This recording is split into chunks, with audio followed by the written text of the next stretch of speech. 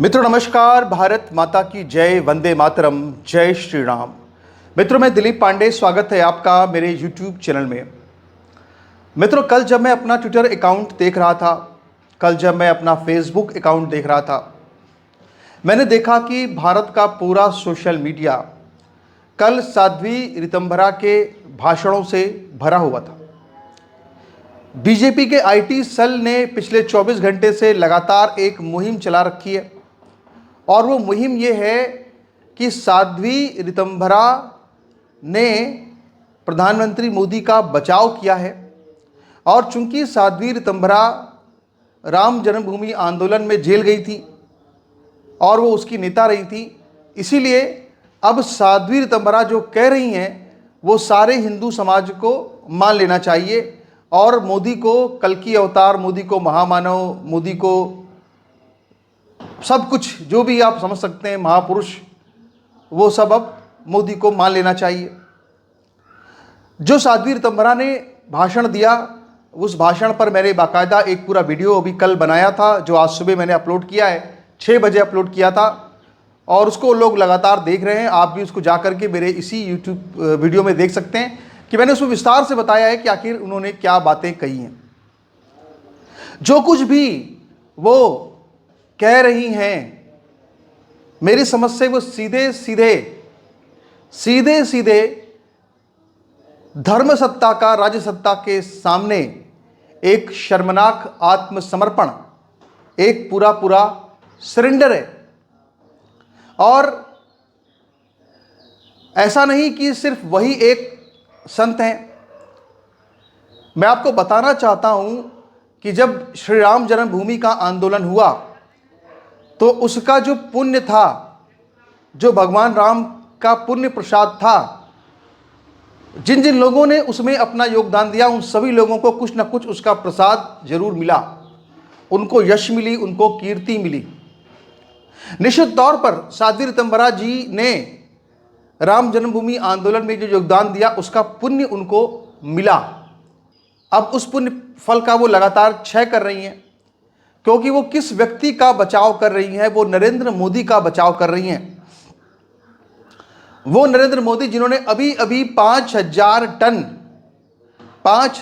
Ton diesel Bangladesh को supply किया है।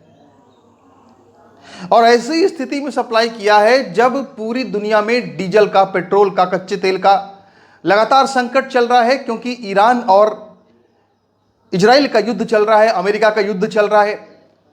जो हरमुज का जल डमरू मध्य है, वहाँ पर 50% जो जहाज हैं वो फंसे हुए हैं और इसकी वजह से लगातार न सिर्फ कच्चे तेल की, गैस की, तमाम चीज़ों की शॉर्टेज हो रही है, बल्कि उनके दाम भी बढ़ गए हैं। और ऐसे गाढ़े वक्त में, ऐसे मुसीबत के वक्त में, आप देख ही रहे थे पाकिस्तान में किस तरह की लाइनें लगी हुई हैं, लेकिन ऐसे गाढ़े मुसीबत के वक्त में आगे जा करके खुद प्रधानमंत्री मोदी के द्वारा फैसला लेकर के बांग्लादेश को 5,000 टन डीजल देना, जो कि हिंदू महिलाओं से बलात्कार का एक अभयारण्य बना हुआ है, जहां पर कि अभय होकर के जो बांग्लादेशी मुल्ला हैं, मुसलमान हैं, वो बदसलूकी कर रहे हैं, यौनाचार कर रहे हैं, रेप कर रहे हैं, गलत कर रहे हैं वहाँ पे। वो सब चीज़ें लोगों ने देखी हैं लगातार।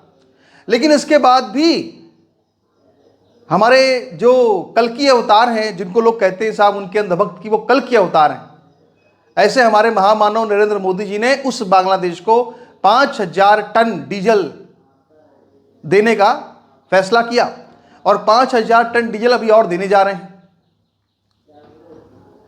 तो वही बात कि ये एक तरफा कस्में, वादे, ये हम कब तक निभाए जाएंगे?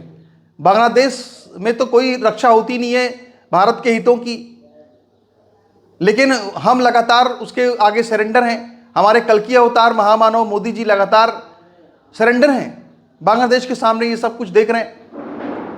और साध्वी रितंभरा पर बात करने से पहले मैंने आज एक लेख भी लिखा और मैंने उस लेख में जो कुछ लिखा, मैं उसकी कुछ लाइनें पढ़ना चाहता हूं, बिल्कुल सारांश में आप समझ जाएंगे। समझिएगा जो भी नरेंद्र मोदी का बचाव करेगा वो अपने पुण्य कर्म नष्ट करेगा, क्योंकि नरेंद्र मोदी जिहादियों, भीमतावादियों और वामपंथियों के एजेंट की तरह पापपूर्ण कृत्य लगातार कर रहे हैं। नरेंद्र मोदी अर्थात वो व्यक्ति जिसने दिल्ली में सीएए के खिलाफ मुस्लिम उपद्रव के सामने सरेंडर किया, वो व्यक्ति जिसने ऑपरेशन सिंदूर रोककर पृथ्वीराज चौहान वाली गलती दोहराई, वो व्यक्ति जिसके राज्य में हर साल 50 जिहादी यूपीएससी पास करके प्रशासन में जगह बना रहे हैं, वो व्यक्ति जिसने सोफिया कुरैशी से प्रेस कॉन्फ्रेंस करवाकर सेना में मुस्लिम तुष्टीकरण का जघन्य पाप किया, वो व्यक्ति जिसके शासन में पूरे देश में मुसलमानों की आय लगातार बढ़ रही है, वो व्यक्ति जिसके शासन में सरकारी योजनाओं में मुसलमानों की हिस्सेदारी उनकी आबादी से कई गुना ज़्यादा हो चुकी है, वो व्यक्ति जो जामिया को फंड देता है, वो व्यक्ति जो पसमानदा की चापलूसी करता है, वो व्यक्ति जो एक हाथ में कुरान और दूसरे हाथ में कंप्यूटर की बात करता है, वो व्यक्ति जिसके राज में ब्राह्मण, ठाकुर, वैश्य बेटियों के बलात्कार की धमकी खुले मंचों और सोशल मीडिया प्लेटफॉर्म से दी जाती है, और भी तमाम बातें, उस व्यक्ति का समर्थन आखिर साध्वी ऋतंभरा और जो उनकी संत मंडली है वो क्यों कर रही है? क्यों कर रही है? इस प्रश्न का जवाब उनको देना चाहिए। साध्वी ऋतंभरा जी को जगत गुरु रामभद्राचार्य जी महाराज से सीखना चाहिए। जगत गुरु रामभद्राचार्य जी महाराज ने खुल करके इस सरकार को फटकार लगाई है। मोदी का नाम तो नहीं लिया, पर उन्होंने खुल करके इस सरकार को फटकार लगाई है। उन्होंने ये साफ साफ कहा कि आप किस तरह से हिंदुओं को बांटने वाला कानून लेकर आ रहे हैं, और उन्होंने ये भी कहा कि जब तक मैं धर्माचार्य के पद पर हूं तब तक मैं इस मनमानी को नहीं चलने दूंगा और इस यूजीसी रेगुलेशन को लागू नहीं होने दूंगा। ये किसने कहा? ये रामभद्राचार्य जी महाराज ने कहा। यह होती है धर्म सत्ता, जो राज्य सत्ता को फटकार लगाती है गलत काम पर, उनके पापपूर्ण आचरण पर दूसरी तरफ हम देख रहे हैं कि साध्वी ऋतंभरा और कुछ अन्य संत जो कि प्रधानमंत्री मोदी की चापलूसी में, प्रधानमंत्री मोदी को महामानव और पता नहीं क्या क्या बता करके जो है वो हिंदुओं के माथे पर बैठा करके उस पर क्यों भैया मलमूत्र करवा रहे हो हिंदुओं के सर पर? क्यों? और उनको इस पर जबान नहीं खोलनी चाहिए क्या अपनी? अब तो राजेंद्र दास महाराज जी का भी बयान वायरल हो रहा है, जहां पर कि उन्होंने बिल्कुल स्पष्ट तरीके से यह बात कही है कि यूजीसी गलत है और उसका विरोध जो है वो सही है। ये बात उन्होंने खुल करके भाव अपने रख दिए हैं। और वो बात उन्होंने क्यों कही? राजेंद्र दास जी महाराज से मैं कभी मिला नहीं हूं, उनके मैंने वीडियो सुने हैं। एक बार वो अपने वीडियो में स्वयं ये बात कह रहे थे कि आचार्य धर्मेंद्र जी महाराज, जिनको कि मैं अपने गुरु की तरह मानता हूं, वो राजेंद्र दास जी महाराज का प्रवचन सुन रहे थे और उन्होंने जब उनका प्रवचन सुना तो बड़े प्रभावित हुए। और इसके बाद आचार्य धर्मेंद्र जी महाराज ने राजेंद्र दास जी महाराज से ये कहा कि आप एक काम करिए, सब कुछ तो अच्छा है मगर सुबह एक अखबार जरूर पढ़ा करिए। तो वो एक अखबार सुबह जरूर पढ़ते हैं। उन्होंने कहा कि मैं जो वादा किया उसको निभा रहा हूं आज तक। हालांकि उनका तो देवलोक गमन हो गया, महाराज जी का, आचार्य जी का, धर्मेंद्र जी का। तो आज अगर देखिए तो उनको दिख रहा है, अखबार में पढ़ रहे हैं, उनको दिख रहा है, नजर आ रहा है कि किस तरह से यूजीसी का रेगुलेशन गलत है और किस तरह से ये जो मोदी हैं ये सावित्रीबाई फुले और बीबी फातिमा और अंबेडकर को जो है देश का नया भगवान बनाने पर तुले हुए हैं। ये सब चीजें बिल्कुल साफ खुली आंखों से राजेंद्र दास जी महाराज को नजर आ रही हैं, जो बहुत ऊंचे संत हैं और जो राज सत्ता के सामने शीश झुकाने वाले संत नहीं हैं।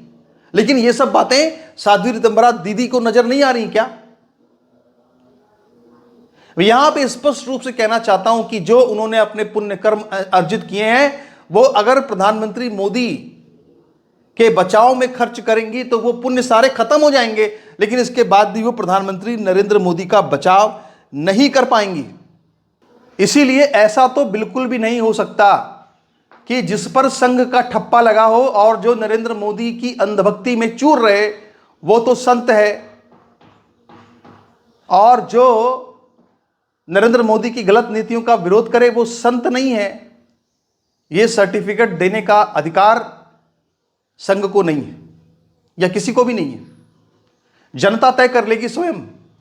जनता को सब पता है, पब्लिक ये सब जानती है, पब्लिक को सब पता है। पब्लिक जानती है कि कौन कौन लोग वो थे जिन्होंने कि अपने प्राण अर्पित कर दिए इस राम जन्मभूमि आंदोलन में। और उनकी क्या दशा है आज। ये बड़ा दुर्भाग्य है कि हमेशा जब कोई इस तरह के आंदोलन होते हैं तो जो सच्चे अर्थों में आंदोलनकारी जो होते हैं, जो बलिदान करते हैं, जो वीर गति को प्राप्त होते हैं, उनका तो कहीं कोई नाम लेता नहीं है, उनको तो कहीं कोई बुलाता नहीं है।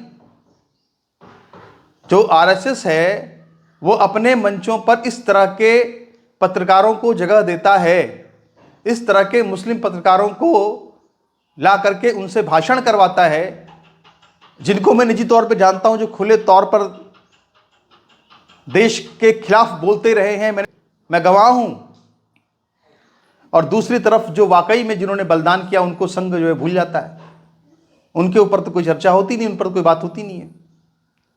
तो ये राम मंदिर आंदोलन की जो मलाई है, इसका जो पुण्य प्रताप है, ये कितने दिन और खाई जाएगी। ये कम से कम अगर आप चाहते हैं कि आप इस पुण्य को बचा कर रखें तो कम से कम प्रधानमंत्री मोदी जैसे उस व्यक्ति का बचाव ना करें जो कि ना सिर्फ देश के अंदर इंटरनल जिहाद को बढ़ाने में आगे रहे हैं, बल्कि उन्होंने भीमटावाद और इस तरह के जहर को बोया है जातिगत, जिसका परिणाम दुष्परिणाम आज हिंदू बट करके भुगत रहा है। तो भैया सभी लोगों से निवेदन है कि कृपया किसी के प्रभाव में ना आए, वो कहे जो सच है, सच बोले, सच सुने, झूठ है तो उसका विरोध करें, डरे नहीं, घबराए नहीं कि कौन क्या हस्ती है, सभ्य भाषा में उसका विरोध अवश्य करें। आपके इस पर क्या विचार है, अपने विचार रखिएगा। नमस्कार, धन्यवाद।